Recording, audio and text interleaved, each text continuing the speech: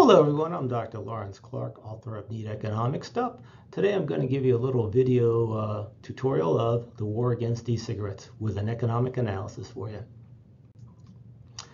First of all, some definitions. What is an e-cigarette? E-cigarette is basically a battery-powered heating device that vaporizes a liquid containing, among other things, nicotine, and it simulates and satisfies the cravings of tobacco cigarettes without actually the combustion of tobacco.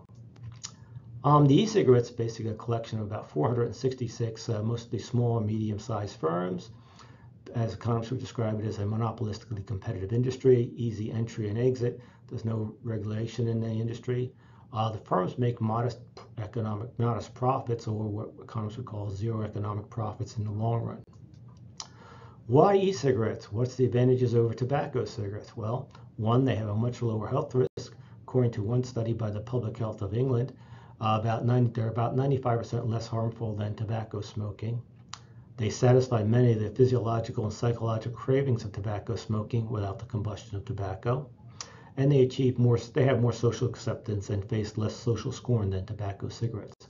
And because of that, they can generally be used in more places, what's called vaping. You will see a no smoking sign someplace, but you don't see as many no vaping signs. They eliminate the need to purchase nicotine patches and gums or other expensive stop-smoking drugs to quit or reduce tobacco cigarette smoking. And they also reduce or eliminate the need for medical programs to quit or reduce tobacco cigarette smoking. So as you can imagine, so far, e-cigarettes seem like a great substitute. And you can read that as competition for the tobacco cigarette smoking and various alternatives to quit smoking, such as nicotine patches, gum, and other drugs and medical programs. Since e-cigarettes have the potential to reduce the number of tobacco cigarette smokers and improve the health of more people than all the anti-smoking medical groups and government programs and associated pharmaceutical products have ever had, they're creating enemies, and there's trouble brewing. Given the number of industries and people that have a financial stake in having people smoke tobacco cigarettes, as well as a large number of industries and people that make money off people trying to stop smoking tobacco cigarettes. It's costing these industries and groups lots of money, prestige, and in some cases being downright embarrassing to them. So, e-cigarettes are making lots of enemies. Here are some of the big enemies of e-cigarettes.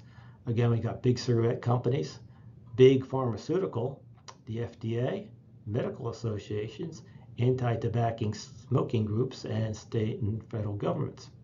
Let's look at some of these enemies and why they're against e-cigarettes.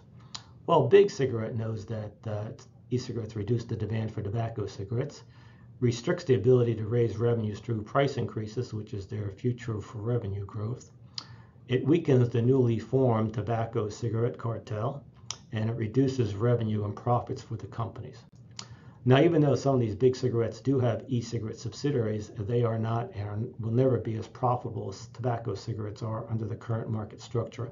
In other words, unless they get rid of the 463 of those 466 e-cigarette companies, and they're left with the only 3, then they might see a different tune from big cigarette about e-cigarettes, as long as they have the only e-cigarette industry in the business. Tobacco cigarette industry is an oligopoly, with the big 3 having about 85 to 95% of the market share.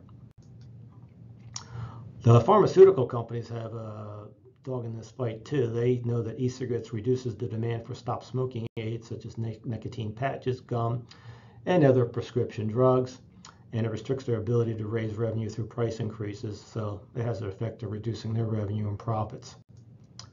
The FDA, well, under the Family Smoking Prevention and Tobacco Control Act, the FDA has the ability to, this act created and put the FDA in charge of administering the world's largest tobacco cigarette cartel for the big 3 tobacco companies, and sure, they make lots of money. It prevents the act does so by preventing new tobacco products and companies from entering the market by imposing high regulatory barriers.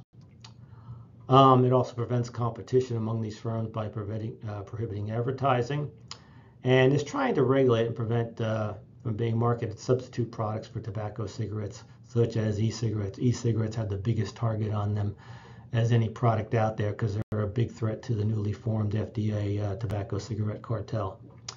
And again, their job now is to protect the economic interest of its biggest customers, big cigarette and big pharmacy, through regulatory barriers and prohibitions. Medical associations know that are against e-cigarettes because they know that other things, e-cigarettes provide competition for their medically supervised smoking cessation programs and undermines medical doctors' monopolies on prescriptions as well. That's the two big money makers for physicians there. E-cigarettes, people can purchase them without a prescription. You can bet once they become regulated and you need a prescription, all the e-cigarette smokers have to go to see their physician every couple of months and pay for an office visit to get a new prescription for themselves. You can bet the medical associations will be all on board with e-cigarettes. Also, e-cigarettes are more effective at reducing tobacco smoking than some of these medical smoking cessation programs are. So it's costing the industry, the medical industry, money and as well as prestige too. Anti-tobacco smoking groups, they have a dog. They don't like these e-cigarettes because they're reducing the number of tobacco smokers than these groups have, making them look wasteful and ineffective.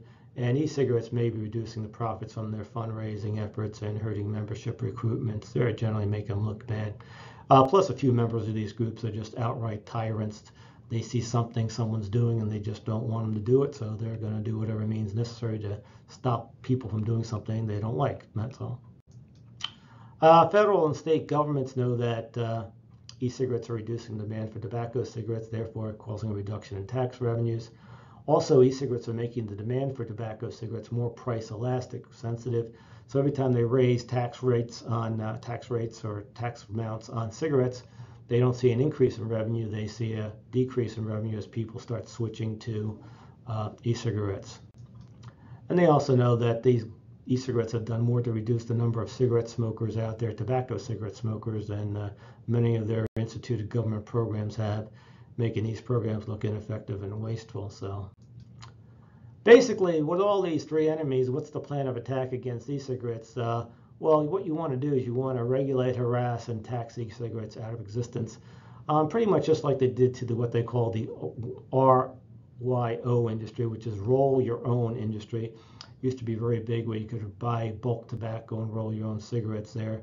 Basically, they put them out of business with the same plan because they're providing too much competition to big cigarette.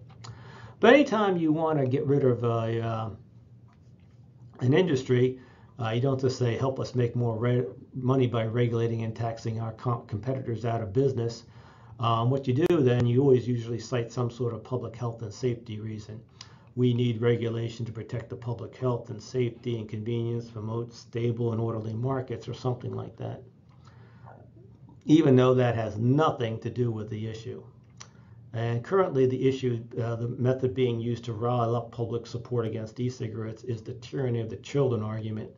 This children is brought out of the closet quite frequently nowadays, and it's used both ways. One way, if you want to promote something, you advocate, you do a study saying it's good for the children, therefore it has to be done. It's like, end of discussion, let's do it. Same way, if you want to prevent something or regulate something, you just do a study saying it's bad for the children, and therefore, regardless of the cost or convenience, it has to be prohibited. And right now, that's the tactic being used. E-cigarettes are the new boogeyman hiding under your child's bed and in the closet. Once regulated by the FDA, you can guarantee you'll never see an e-cigarette again. There's a couple marketing provisions in the FDA under the Act that the FDA operates under that requires them to not approve products if they're going to steal customers from big cigarette or a big pharmacy. So once they get their hands on e-cigarette, you won't see one. But you can be assured that the grandfather protected and much more dangerous tobacco cigarettes will remain on the market. Many people have just too much to lose with a successful e-cigarette. So again, tax and regulate it and harass it out of existence. In conclusion, as you can imagine, the war on e-cigarettes is about the money, not the public's, especially the children's health and well-being. If you want more details of some of the topics I had and what some of these groups, what their vested interests are,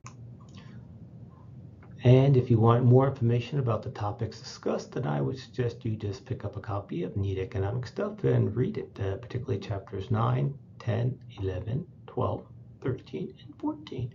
They all have bearing on what I talked about in this little quick video tutorial. Again, thank you for listening, and pick up a copy of Neat Economic Stuff. Take care. Bye-bye.